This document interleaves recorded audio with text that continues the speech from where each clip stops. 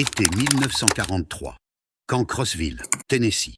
Le liquide brun pétillant dans la bouteille fascina le soldat allemand qui n'avait jamais rien vu de tel. Après 2 années de combat en Afrique du Nord, à subsister sur des biscuits durs et le café d'ersatz, substitut, cette boisson sucrée et gazeuse, appelée Coca-Cola, représentait l'impossible devenu réalité. Elle coûtait 500 à la cantine du camp, le même prix que, lui informèrent les gardes, les enfants américains payaient avec leur argent de poche.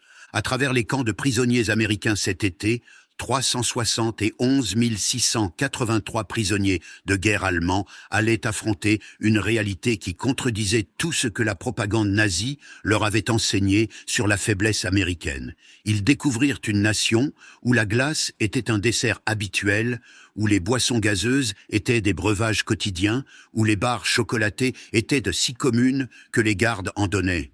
Ces simples aliments, ces friandises que la plupart des enfants allemands n'avaient jamais goûtées, allaient systématiquement démolir l'idéologie nazie plus efficacement que n'importe quel programme de propagande. Les mathématiques de l'abondance s'écrivaient en sucre et en gaz carbonique, en chocolat et en glace, révélant une capacité industrielle américaine qui transformait la privation allemande non pas en noble sacrifice, mais en souffrance inutile. Ce qui commença comme de l'émerveillement devant les confiseries américaines allait évoluer vers une transformation psychologique complète. La fin du désert.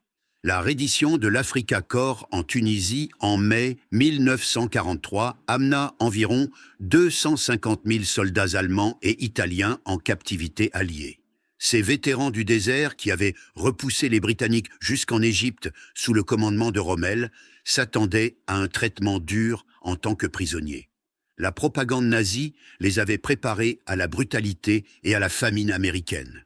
Au lieu de cela, quelques heures après leur reddition, ils rencontrèrent les rations K américaines. Ces rations de campagne, dont se plaignaient couramment les soldats américains, contenaient des trésors, des crackers, du fromage fondu, des bonbons, des barres de fruits, du café instantané, des comprimés de sucre et des cigarettes. Les soldats allemands, qui avaient survécu avec des rations minimales pendant des mois, traitèrent ces repas d'urgence comme des festins.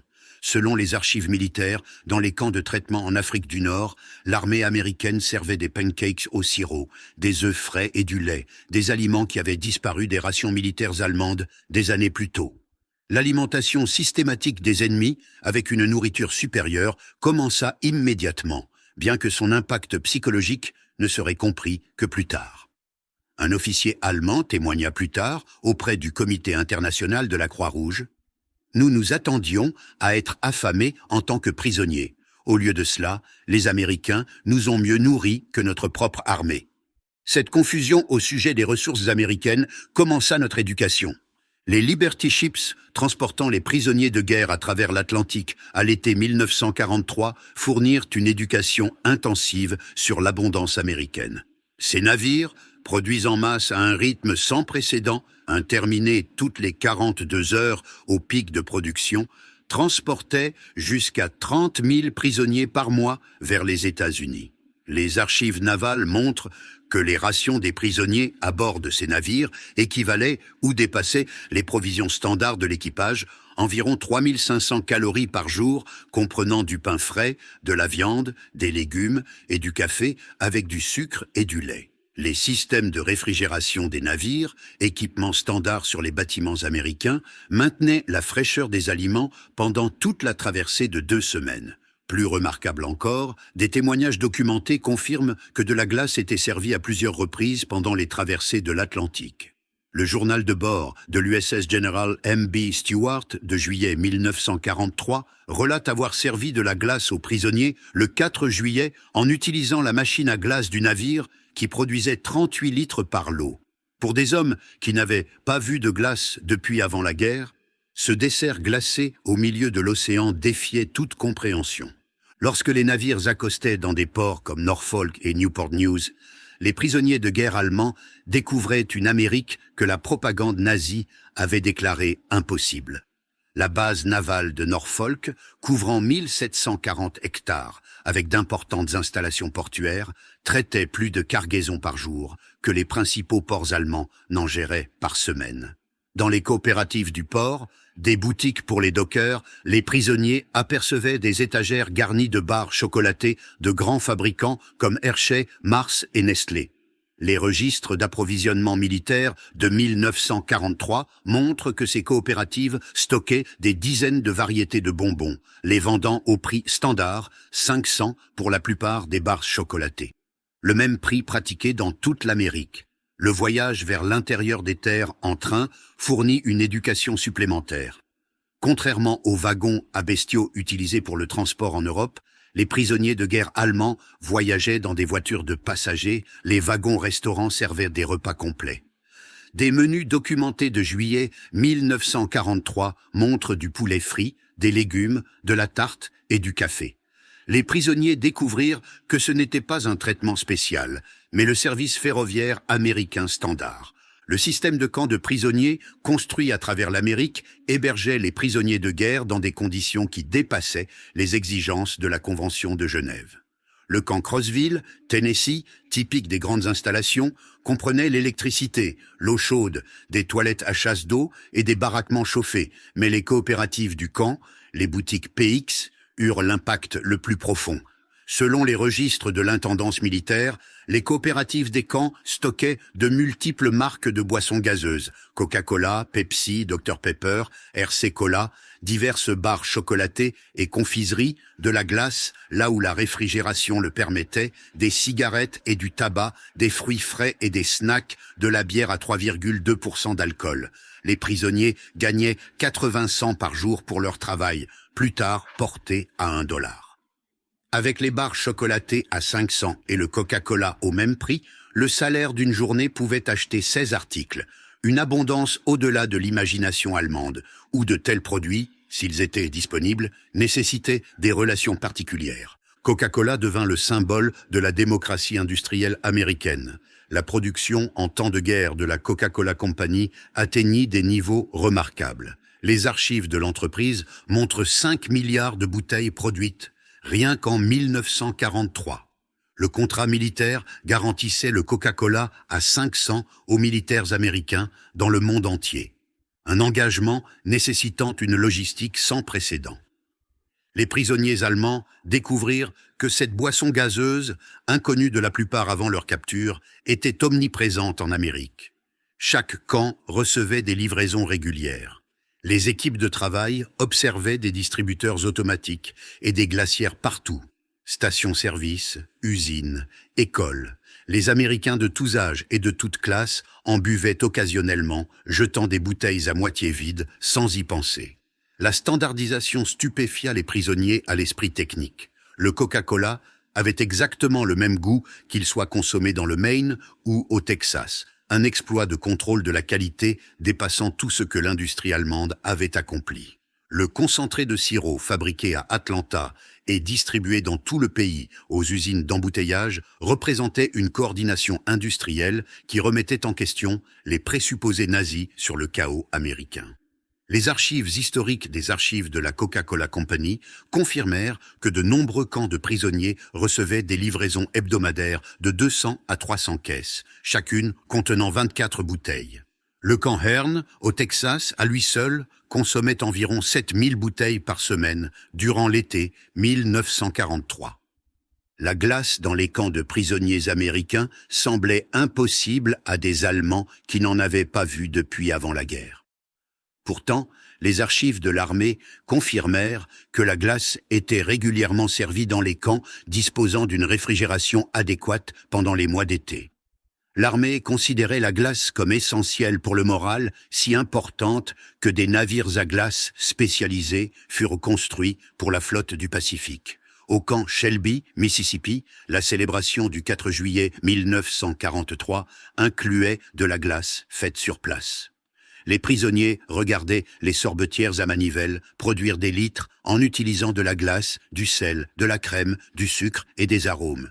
L'utilisation occasionnelle de ressources rares, de la glace en juillet, de la crème, du sucre pour de la nourriture de divertissement, démontrait des priorités que les Allemands ne pouvaient saisir. Dès 1944, de nombreux camps avaient des machines à glace électriques. La variété disponible, chocolat, vanille, fraises, noix de pécan beurrées, dépassait ce que les glaciers allemands proposaient avant la guerre. Les prisonniers pouvaient acheter des esquimaux pour 100 cents, des sandwichs glacés pour le même prix ou des coupes de différentes saveurs. Les registres d'approvisionnement de l'armée montrent que les grands camps commandaient de 190 à 380 litres de glace par semaine pendant les mois d'été. La fréquence variait selon l'emplacement et la saison, mais les prisonniers jouissaient régulièrement de ce luxe glacé qui avait disparu de la vie allemande.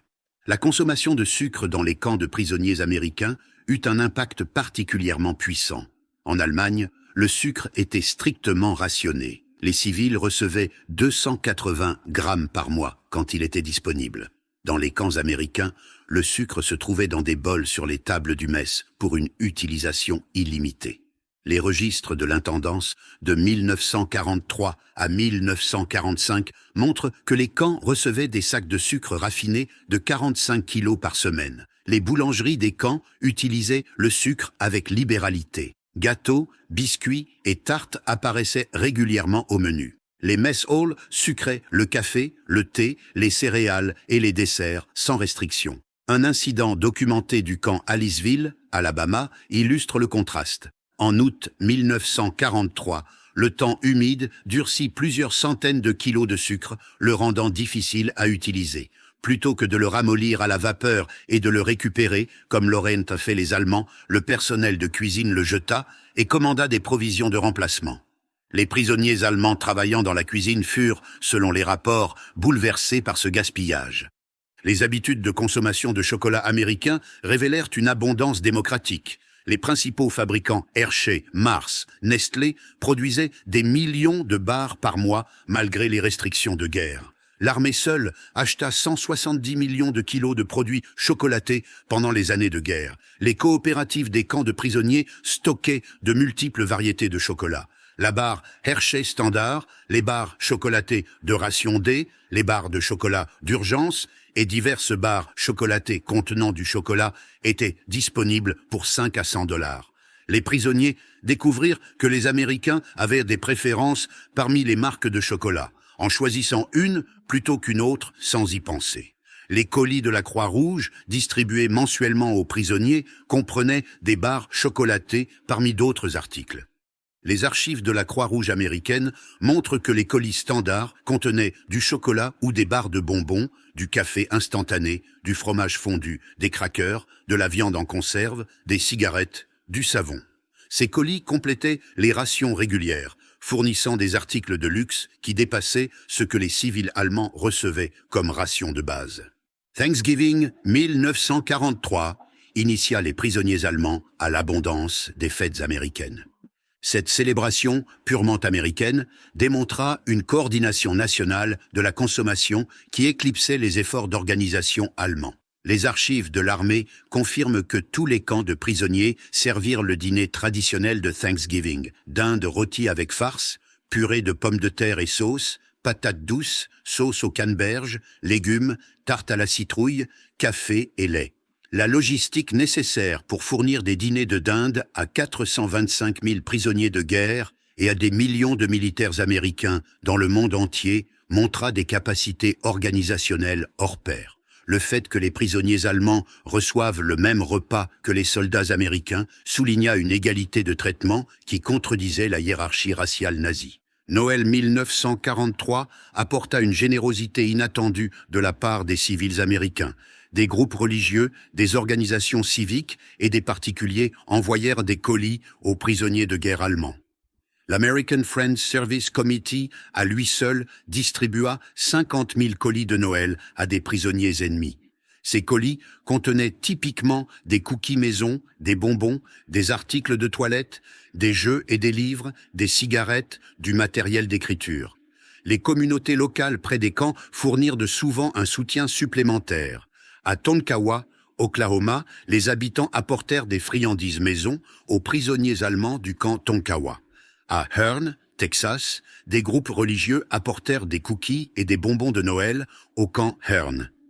Cette gentillesse civile envers des ennemis remit fondamentalement en cause l'idéologie nazie. Des Américains, qui avaient des membres de leur famille combattant l'Allemagne, montrèrent néanmoins de la charité envers des prisonniers allemands, démontrant la force par la miséricorde plutôt que par la vengeance. Alors que les pénuries de main-d'œuvre s'intensifiaient, les prisonniers de guerre allemands travaillèrent de plus en plus à l'extérieur des camps, assistant de première main à la production alimentaire américaine. Dès 1944, environ 100 000 prisonniers travaillaient dans l'agriculture et la transformation des aliments, acquérant une connaissance intime de l'abondance américaine. Dans les vergers du Michigan, les prisonniers cueillaient des cerises destinées à la production de marasquin, ces garnitures brillantes surmontant les coupes glacées. Le volume les stupéfia. Des vergers individuels produisant des tonnes de fruits à des fins décoratives. Dans les conserveries, les prisonniers observèrent un contrôle de la qualité qui rejetait des aliments parfaitement comestibles pour des imperfections mineures. Les archives de Del Monte de 1944 montrent qu'environ 15% des fruits étaient rejetés pour la mise en conserve en raison d'irrégularités de taille ou de défauts mineurs, généralement détournés vers l'alimentation animale. La transformation de la betterave sucrière dans le Colorado et le Nebraska révéla une mécanisation agricole au-delà des réalisations allemandes. Des fermes individuelles produisaient plus de betteraves sucrières que des régions allemandes entières. Les prisonniers apprirent que la production américaine de sucre, provenant à la fois de la canne et des betteraves, atteignait environ 7 millions de tonnes par an, expliquant l'abondance désinvolte qu'ils observaient. Les prisonniers allemands travaillant près des écoles furent témoins des premières versions de programmes organisés de repas scolaires. Les enfants recevaient des déjeuners chauds comprenant du lait, des protéines et des légumes. Le National School Lunch Act officialiserait cela en 1946, mais des programmes précurseurs fonctionnaient pendant la guerre. Le programme de lait impressionna particulièrement les observateurs allemands. De nombreuses écoles fournissaient du lait frais aux enfants quotidiennement. La logistique de livraison quotidienne à des milliers d'écoles démontrait une capacité organisationnelle que l'Allemagne ne pouvait atteindre pour les fournitures militaires. Certaines cantines scolaires proposaient de la glace, moyennant un supplément. Le concept d'enfants achetant des desserts glacés à l'école, tandis que les enfants allemands faisaient face à des pénuries alimentaires, créa un impact profond chez les observateurs prisonniers. Lorsque les prisonniers, en sécurité minimale, mangeaient dans des dîners américains sous surveillance, ils rencontraient l'abondance démocratique. Ces petits restaurants proposaient des menus qui auraient fait honneur à des établissements allemands d'élite, disponibles pour quiconque disposant de moyens modestes. Des prix documentés de 1944 montrent hamburger 2500, Coca-Cola 500, part de tarte 1500, coupe glacée 2500, menu complet spécial 65 à 7500. L'égalité de service, n'importe qui pouvait commander n'importe quoi, contredisait la stratification sociale allemande. Un ouvrier d'usine et un président de banque mangeaient des repas identiques sur des tabourets de comptoir adjacents, servis par la même serveuse pour le même prix. Alors que les prisonniers accédaient à des publications américaines, ils découvrirent des statistiques de production qui éclipsaient les efforts allemands. Production américaine de 1944, chiffre documenté, sucre, environ 7 millions de tonnes. Produits chocolatés et cacao, 170 millions de kilos pour l'armée seule. Coca-Cola, 5 milliards de bouteilles, chiffre 1943. Glace, plus de 2 milliards de litres. Lait, 45 milliards de litres. Production allemande de la même période. Sucre, fortement rationné, principalement à partir de betteraves. Chocolat, priorité militaire seulement. Boissons gazeuses, production minimale, glace. Pratiquement inexistante. Lait sévèrement rationné. Ces chiffres, publiés ouvertement dans les médias américains, démontraient que la production américaine en temps de guerre dépassait les sommets de l'Allemagne en temps de paix. Dès fin 1944, les prisonniers de guerre allemands envoyaient des colis alimentaires en Allemagne plutôt que d'en recevoir. Utilisant leur salaire du camp, les prisonniers achetaient des produits américains à envoyer chez eux. Barres chocolatées, café instantané, conserves. Les archives du Comité international de la Croix-Rouge confirment ce renversement. les prisonniers allemands en Amérique envoyèrent environ 11 millions de colis en Allemagne pendant leur captivité, la plupart contenant des denrées alimentaires. L'impact sur les familles allemandes recevant l'abondance américaine de parents emprisonnés alors qu'elles faisaient face à la famine en liberté mina profondément l'idéologie nazie. Le rationnement américain mis en œuvre pendant la guerre révéla le gouffre entre les sociétés. Les Américains se plaignaient du rationnement de sucre de 900 grammes par personne et par mois, plus du triple de l'allocation allemande quand elle était disponible. Le rationnement de la viande américain à 800 grammes par personne et par semaine dépassait ce que les Allemands recevaient par mois.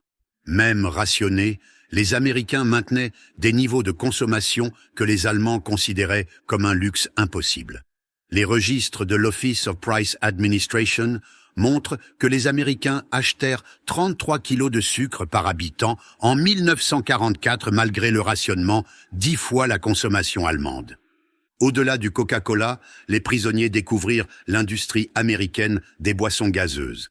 Pepsi-Cola, Dr Pepper, RC Cola, Orange Crush et des marques régionales se faisaient concurrence à l'échelle nationale. La variété en elle-même, plusieurs entreprises produisant des produits similaires, démontraient une abondance de marché impossible sous l'économie contrôlée allemande. Des usines d'embouteillage fonctionnaient dans chaque grande ville. La technologie, carbonatation, embouteillage, capsulage, étiquetage étaient standardisées et efficaces. Des usines individuelles produisaient des millions de bouteilles par an. Le réseau de distribution atteignait chaque petite ville, station-service et épicerie. La production américaine de boissons gazeuses atteignit des milliards de bouteilles par an à la fin de la guerre, des dizaines de bouteilles par citoyen américain chaque année. La production de cette seule industrie dépassait des secteurs entiers de la production de biens de consommation allemande. Le printemps 1945 porta le coup final. Alors que les forces américaines avançaient à travers l'Allemagne, les prisonniers de guerre allemands en Amérique regardaient les actualités filmées des GI distribuant du chocolat et du chewing-gum aux enfants allemands. La joie de ces enfants en recevant des bonbons américains que leur propre gouvernement ne pouvait fournir acheva la démolition idéologique. Le contraste était saisissant. Les soldats américains, avançant en territoire ennemi, transportaient assez de bonbons pour en donner, tandis que l'État allemand, qui promettait le triomphe, livrait la famine. Les films sur la libération des camps de concentration montraient les troupes américaines partageant leurs rations avec des survivants squelettiques, démontrant de l'humanité envers les victimes du régime que les soldats allemands avaient servi. Entre 1945 et 1946, les prisonniers de guerre allemands retournèrent dans une patrie détruite. De nombreux prisonniers avaient pris du poids de manière significative en captivité américaine, tandis que leurs familles maigrissaient à cause de la famine dans une Allemagne libre. Ils apportèrent la connaissance de l'abondance à une terre de pénurie absolue. Les examens médicaux montrèrent que les prisonniers de guerre allemands revenaient généralement en meilleure santé qu'au moment de leur capture. Ils retournaient auprès de familles affaiblies par la privation. Cette preuve physique de l'abondance américaine contre la privation allemande était indéniable. Beaucoup de prisonniers rapportèrent chez eux leurs derniers colis de la Croix-Rouge. Chocolat, café et conserves qui devinrent des trésors familiaux. Des enfants qui avaient oublié le goût du chocolat reçurent des barres Hershey de pères qui avaient mangé régulièrement de la glace dans les camps de prisonniers. D'anciens prisonniers de guerre devinrent des partisans inattendus du plan Marshall. Ils avaient été témoins d'une abondance américaine qui n'était pas à somme nulle, une prospérité par la production plutôt que par la conquête. Leur témoignage selon lequel les Américains pouvaient se permettre de reconstruire leurs ennemis influença l'acceptation de l'aide américaine par l'Allemagne. Ces hommes comprirent que la puissance américaine venait de la capacité de production, non de l'extraction. Ils avaient vu une société assez riche pour gaspiller de la nourriture tout en menant une guerre mondiale. Ce modèle mental, création plutôt que conquête, façonna l'approche économique de l'Allemagne de l'Ouest. Le miracle économique allemand des années 1950 fut partiellement construit sur les connaissances acquises dans les camps de prisonniers américains. D'anciens prisonniers de guerre qui avaient été témoins des méthodes de production américaines, des systèmes de distribution et de l'abondance des consommateurs appliquèrent ces leçons à la reconstruction allemande. Ils avaient appris que la production de masse pouvait rendre les luxes abordables. La standardisation permettait qualité et efficacité. L'abondance des consommateurs créait la stabilité politique. La démocratie industrielle pouvait produire plus que le contrôle autoritaire. Ces leçons, apprises à travers le Coca-Cola et la glace, façonnèrent une génération de dirigeants économiques et politiques allemands. La transformation des prisonniers de guerre allemands par l'abondance alimentaire américaine est documentée dans les registres de l'intendance militaire, les rapports du Comité international de la Croix-Rouge, les archives de production des entreprises, en particulier les archives de Coca-Cola, la correspondance des prisonniers de guerre, censurée mais préservée, les entretiens d'après-guerre et les mémoires, les études académiques, en particulier les recherches approfondies d'Arnold Kramer. Arnold Kramer, le principal historien des prisonniers de guerre allemands en Amérique, conclut que l'abondance alimentaire fut centrale dans la transformation idéologique. Ces recherches confirmèrent que l'abondance désinvolte américaine accomplit ce que les programmes de rééducation formelle ne purent achever: la démolition complète des mythes de supériorité nazie. Le résumé statistique, les chiffres, racontent une histoire irréfutable. Consommation moyenne d'un prisonnier de guerre de 1943 à 1946. Calories quotidiennes, 3300 à 3600. Sucre, 1,8 kg par mois disponible. Viande, 900 grammes par semaine. Lait, 1 litre par jour disponible. Glace, servie régulièrement pendant l'été. Boissons gazeuses, illimitées, à 500 pièces. Rations civiles allemandes, même période. Calories quotidiennes, 1200 à 1500. Sucre, 280 grammes par mois quand disponible. Viande, 300 grammes par semaine, souvent indisponible. Lait, sévèrement rationné. Glace, inexistante. Boissons gazeuses, aucune disponible. Ces disparités n'étaient non pas de la propagande, mais une réalité documentée. Les prisonniers ennemis mangeaient mieux que les civils allemands, prouvant que l'abondance américaine s'étendait même aux ennemis vaincus. L'expérience des prisonniers de guerre avec la culture alimentaire américaine influença profondément l'Allemagne d'après-guerre. Coca-Cola revint en Allemagne de l'Ouest en 1949, devenant un symbole de l'alliance américaine. Des glaciers calqués sur les soda fountains américains apparurent dans les villes allemandes. Les barres chocolatées et le chewing-gum devinrent des symboles de la reconstruction. D'anciens prisonniers de guerre devinrent souvent importateurs de produits alimentaires américains, comprenant leur attrait par expérience personnelle.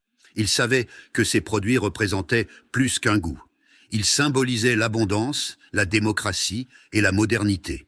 L'introduction des supermarchés en Allemagne dans les années 1950 fut soutenue par d'anciens prisonniers de guerre qui avaient fui des épiceries américaines. Ils comprirent que l'abondance démocratique nécessitait de nouvelles méthodes de distribution, pas seulement des augmentations de production. Dans divers entretiens et mémoires d'après-guerre, les prisonniers de guerre allemands identifièrent systématiquement l'abondance alimentaire comme transformative. Un ancien officier de l'Afrika Korps déclara dans un entretien de 1975 « Nous nous attendions à vaincre une Amérique faible, divisée. Au lieu de cela, nous trouvâmes une nation qui pouvait donner de la glace à ses ennemis. C'est à ce moment-là que nous sûmes que nous avions perdu plus qu'une guerre. Nous avions perdu toute notre vision du monde. » Un autre vétéran interviewé pour un documentaire en 1985 se souvint « Mon premier Coca-Cola, c'était comme boire le futur. C'était sucré, pétillant, complètement inutile et disponible pour n'importe qui pour 500. » Cette boisson contenait tout ce que l'Allemagne nazie n'était pas. Abondante, démocratique, joyeuse. Ces témoignages recueillis au fil des décennies confirment que l'abondance alimentaire américaine réalisa ce que la seule défaite militaire ne put accomplir, une transformation idéologique complète. Les hommes qui arrivèrent en guerriers nazis partirent en témoins de la prospérité démocratique. Les historiens reconnaissent l'expérience des prisonniers de guerre allemands en Amérique comme une rééducation remarquablement réussie par l'abondance plutôt que par la propagande. Le programme réussit parce qu'il reposait sur l'observation plutôt que sur l'instruction. Les prisonniers de guerre virent la société américaine fonctionner à pleine productivité tout en traitant ses ennemis avec dignité. L'aspect alimentaire était crucial parce qu'il était universel. Tout le monde comprend la faim et la satisfaction, indéniable. La prise de poids et l'amélioration de la santé étaient visibles. 3 repas continus par jour, plus les achats à la cantine. Les prisonniers connaissaient intimement la privation allemande. Chaque repas devint une leçon sur la capacité industrielle américaine. Chaque Coca-Cola démontrait la standardisation et la distribution. Chaque coupe glacée montrait que l'abondance pouvait être démocratique. Les enfants de prisonniers de guerre grandirent en entendant parler de l'abondance américaine dans les camps de prisonniers. Ces histoires, semblant initialement fantastiques, furent validées lorsque l'Allemagne de l'Ouest se redressa et que les produits américains devinrent disponibles. La mythologie de l'abondance américaine, née dans les camps de prisonniers, façonna des générations de relations germano-américaines. Beaucoup d'enfants de prisonniers étudièrent ou travaillèrent à plus tard en Amérique. Attirés par les histoires de leur père sur une abondance impossible, ils trouvèrent que la réalité correspondait au récit. Des supermarchés remplis de variétés, des soda fountains servant des coupes glacées, des rayons de bonbons offrant des dizaines de choix. Cet impact multigénérationnel s'étendit au-delà des individus. La culture commerciale ouest-allemande absorba des leçons sur l'abondance des consommateurs, la standardisation de la qualité et les marchés démocratiques.